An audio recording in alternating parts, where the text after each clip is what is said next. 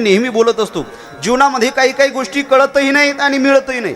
ऐका ऐका, 4 मुद्दे ऐका, लक्ष देऊ नका, बघा माझ्याकडे बघा. जीवनामध्ये काही काही गोष्टी कळतही नाहीत आणि मिळतही नाहीत. काही काही गोष्टी मिळतात पण कळत नाहीत. काही काही गोष्टी कळतात पण मिळत नाहीत. आणि काही काही गोष्टी कळतात सुद्धा मिळतात सुद्धा. नाही कळालं का? नाही कळालं, एवढं जरी कळलं तरी अर्ध कळालं. कारण काही लोकांना आपल्याला काही कळत नाही हेही कळत नाही.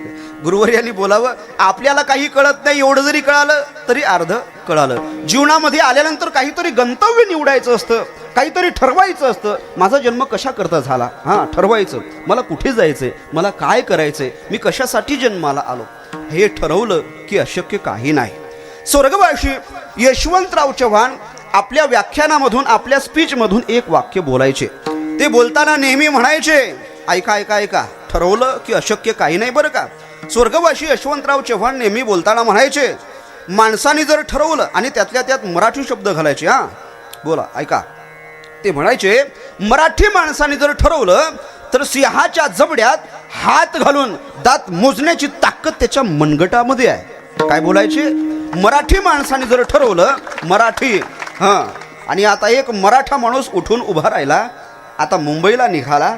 त्यांनी ठरवलेलं आहे मराठा आरक्षण मिळवणार म्हणजे मिळवणार, आणि आता त्याच्या पाठीमागं आपण सगळे निघालेलो आहे. ठरवल्यानंतर अशक्य काही नाही. ठरवलं की माणसाला ते प्राप्त होतं. शेण ज्यावेळेस मातीत पडतं ते शेण मातीला घेऊन उठत असतं, तसं तरुणांनी ठरवलं की अशक्य काही नाही. जर माणसांनी ठरवलं तर अशक्य काही नाही. सिंहाच्या, वाघाच्या जबड्यात हात घालून त्याचे दात मोजण्याची ताकद त्याच्या मनगटात आहे. पण ते विनोदानं बोलायचे, प्राण गेला तरी मराठी माणूस असं ठरवतच नाही. अपवाद म्हणून काहीतरी लोक असतात, त्याला अपवाद असा शब्द आहे. हां, आपण थंडीच आहोत, आपण कुठेतरी पेटून उठले पाहिजेत महाराज, आणि आता पेटून उठण्याचेच दिवस आहेत. हां, इतक्या दिवसापासून राम राज्य नव्हतं, आता राम राज्य निर्माण झालंय. आपला रान आता विराजमान होणार आहे. आमचा कृष्णही सध्या कारागृहातच आहे. हो, ज्यांना कळालं त्यांना धन्यवाद, नाही कळालं ते उद्या प्रसाद घेऊन जा बरं का. म्हणजे आता मथुरा बाकी आहे ना. हां, काशी अयोध्या तो जाके थी, अब मथुरा बाकी आहे. एकदा आमचा कृष्ण कारागृहातून बाहेर आला की मग आमचं स्वप्न पूर्ण. विठ्ठल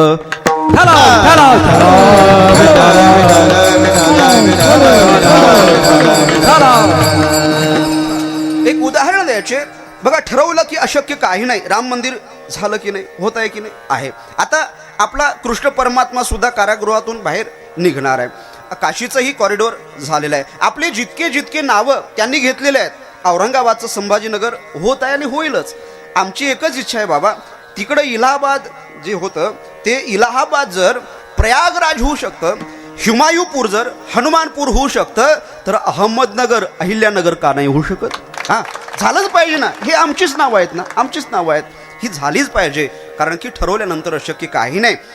ठरवलं पाहिजे, एवढा मुद्दा महत्त्वाचा आहे. जीवनामध्ये साध्य निवडलं पाहिजे, गंतव्य निवडलं पाहिजे, प्राप्तव्य निवडलं पाहिजे. मला काय साध्य करायचं आहे हे माणसाने लक्ष केंद्रित करून ठरवलं पाहिजे. ठरवलं की अशक्य काही नाही. अमेरिकेमध्ये एक पिऊन होता. ऐका ऐका पोरव, अमेरिकेमध्ये एक पिऊन होता, एक क्लर्क होता, एक चपराशी होता. तो शाळेत जायचा. शाळेत गेल्यानंतर घंटा वाजवताना म्हणायचा, टन टन, मी अमेरिकेचा प्रेसिडेंट होणार. काय म्हणायचा? मी अमेरिकेचा प्रेसिडेंट होणार. झालं असं. त्याच्या जीवनामध्ये प्रयत्नानंतर एक दिवस असा उजाडला की तो अमेरिकेसारख्या प्रगत देशाचा राष्ट्राध्यक्ष झाला. बोला, कोण झाला? राष्ट्राध्यक्ष. एक क्लर्क, एक चपराशी, एक पिऊन राष्ट्राध्यक्ष झाला. जॉर्ज वॉशिंग्टन त्याचं नाव. एक पिऊन राष्ट्राध्यक्ष झाला. पिऊन राष्ट्राध्यक्ष झाला. कळालं का? पिऊन नाही, हा, म्हणजे पिऊन. बघा आपली मराठी किती गोड आहे महाराज. आपली मराठीसारखी भाषाच नाही हो. त्या लोकांनी फक्त आपले शब्द चोरून नेले इंग्रजांनी. बघा आता इंग्रजीत आईला काय म्हणतात पोरं? आईला, आईला काय म्हणतात इंग्रजीत? मदर. काय म्हणतात? मदर. मदर आपला संस्कृतचा शब्द आहे, मातृ. भावाला काय म्हणतात? ब्रदर. भावाला काय म्हणतात इंग्रजीत? ब्रदर म्हणतात.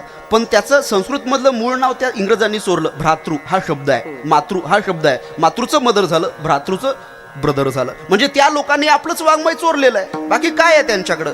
इंग्रजी पोकळ आहे, जर खरी ओरिजिनल भाषा असेल तर तिचं नाव आहे मराठी आणि तिचं नाव आहे संस्कृत.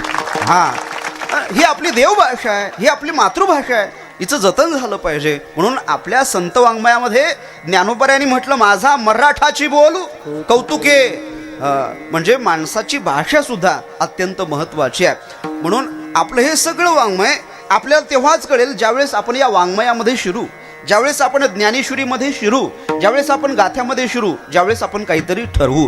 पण माणसाला ठरवण्याची आशाच नाही आहे महाराज. माणसं ठरवतच नाही. ठरवल्यानंतर देव सुद्धा भेटू शकतो. ठरव आयुष्यामध्ये, जीवनामध्ये आत्ता इतका परमार्थ करतोय, पण इतक्या परमार्थामध्ये अजून आपल्याला देवाची भेट झाली नाही.